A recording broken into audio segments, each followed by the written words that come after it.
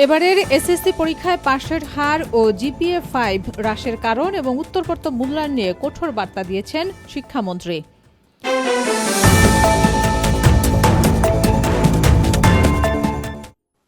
শুনছিলেন শিরোনাম, এবার বিস্তারিত। প্রকাশিত হয়েছে 2026 সালের এসএসসি ও সমমান পরীক্ষার ফলাফল। তবে গত বছরের তুলনায় এবার পাশের হার ও জিপিএ-5 উভয় সূচকেই পতন ঘটেছে।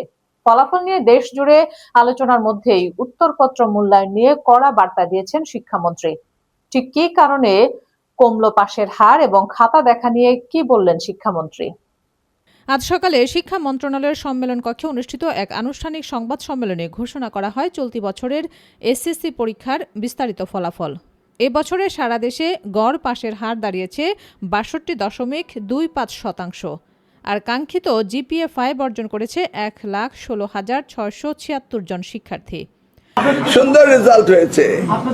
আমি তখন ছিলাম না, আপনি বললেন, বলে দেওয়া হয়েছিল শিক্ষকদেরকে। জাতি জানলো আপনার কাছ থেকে যে শিক্ষকদের নাম্বার বাড়িয়ে দেওয়ার কথা বলা হয়েছিল, আমি জানতাম না। আমাদের বোর্ড, আন্তঃবোর্ডের চেয়ারম্যান, উনি এইমাত্র আপনাদেরকে আনুষ্ঠানিকভাবে 18,29,485 জন শিক্ষার্থী আমাদের ছিল, সেটা উত্তীর্ণ হয়েছে 11,38,877 জন। পাশের হার হয়েছে 62.25, জিপিএ প্লাস পেয়েছে 1,16,676 জন। মানবিক নাম্বার কি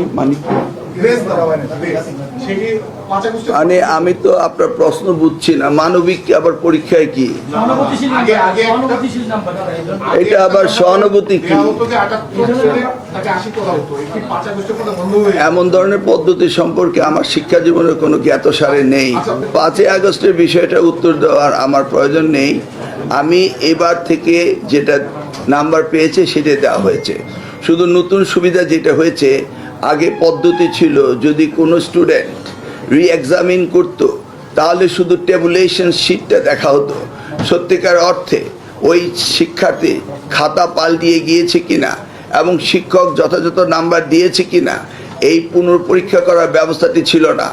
এবার আমরা আইনগতভাবে পরিবর্তন এনে সেই ব্যবস্থাটি রেখেছি যে প্রত্যেকটি শিক্ষার্থী তার খাতা পুনঃপরীক্ষা করার সুযোগ দেওয়া হয়েছে। সেই ক্ষেত্রে কোনো মানবিক বিষয় নেই। এক্স্যাক্টলি আবার রিভিউ করা হবে in front of A committee.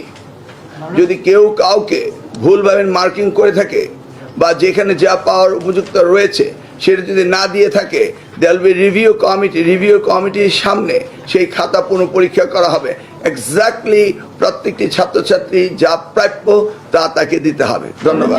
তুলনামূলক পরিসংখ্যানে দেখা যায় গত বছর অর্থাৎ 2025 সালে পাশের হার ছিল 68.45% এবং জিপিএ-5 পেয়েছিল 1,13,932 জন।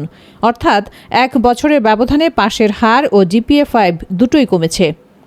ফলাফল কেন কমেছে? সংবাদ সম্মেলনে এই প্রশ্ন রাখেন উপস্থিত সাংবাদিকরা। এর জবাবে শিক্ষামন্ত্রী ডক্টর আ.ন.ম এহসানুল হক মিলন স্পষ্ট ভাষায় মন্তব্য করেন, মন খুলে গান গাওয়া যায়, মন খুলে নম্বর দেয়া যায় না। তিনি চলতি বছরের মূল্যায়ন প্রক্রিয়াকে অত্যন্ত বস্তুনিষ্ঠ ও বাস্তবসম্মত বলে দাবি করেন এবং খাতা দেখার ক্ষেত্রে কোনো ধরনের অনৈতিক ছাড় দেওয়া হয়নি বলে সাফ জানিয়ে দেন। এদিকে যেসব শিক্ষার্থী প্রত্যাশিত ফলাফল পাননি তাদের জন্য একটি বড় পরিবর্তন এনেছেন শিক্ষামন্ত্রী।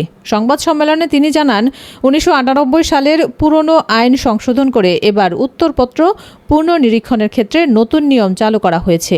এখন থেকে শিক্ষার্থীরা খাতা চ্যালেঞ্জ করলে শুধু নম্বর যোগ করা হবে না, বরং উত্তরপত্রটি সম্পূর্ণভাবে পুনর্বিবেচনা করা হবে।